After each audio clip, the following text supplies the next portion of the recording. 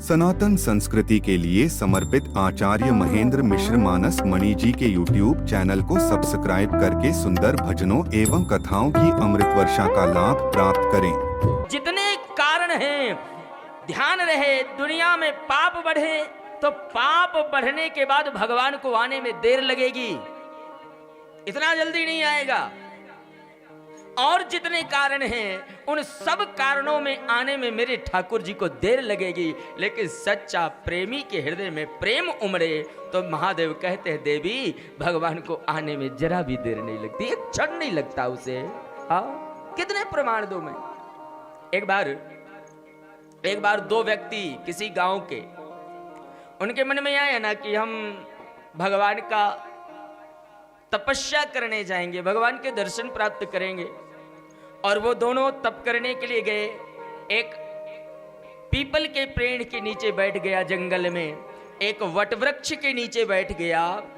दोनों भजन करते रहे। 2-4 दिन हुआ और 2-4 दिन के बाद नारद जी महाराज वहां से गुजरे और नारद जी ने जैसे ही उन दोनों को देखा तो साधु स्वभाव श्री नारद जी महाराज उनके पास गए। बोले भैया आप लोगों का लक्ष्य क्या है, क्या पाना चाहते हैं?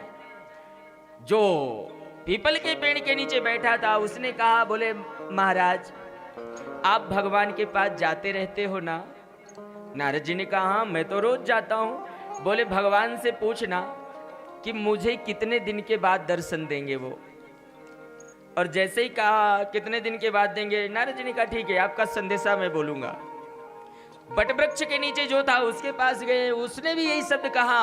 बोले आप जाकर भगवान से पूछना कि मुझे कितने दिन के बाद दर्शन देंगे।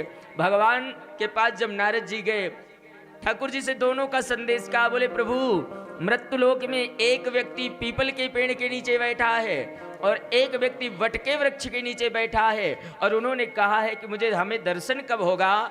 भगवान ने नारद जी से कहा नारद जो जिस पेड़ के नीचे बैठा है उन्हें जाकर बोल दो कि उस पेड़ में जितने पत्ते हैं उतने वर्ष बीतने के बाद दर्शन होगा।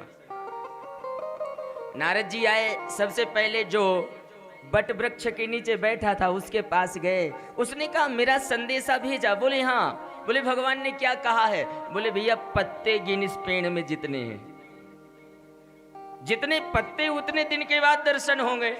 वो एक बार पेड़ की ओर देखे, एक बार नीचे देखे, इधर उधर देखे। बोले तब तो सब बेकार ही है। हाँ, बोले इतने साल के बाद आना है उन्हें, इनमें पत्ते कौन गिनेगा? और उसने उठाया अपना झोला झंडी जो भी था, आसन वासन। बोले चलो घर चलते हैं, आनंद से रहेंगे। और वो तो घर वापस गया। और जब जो दूसरे पेड़ के नीचे बैठा था उसके पास में गए ना, और नारद जी ने कहा तुम भी इसी पेड़ के पत्ते गिनो, जितने पत्ते हैं उतने दिन के बाद दर्शन होंगे। और जैसे वो व्यक्ति इतना ये शब्द सुना ना, उठ कर के भाव विभोर हो गया।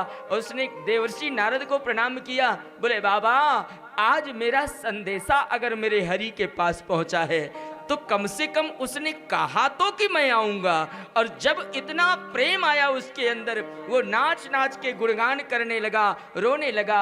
और मेरे गोविंद को एक क्षण नहीं लगा, मेरे भगवान तुरंत वहां पर प्रकट हो गए।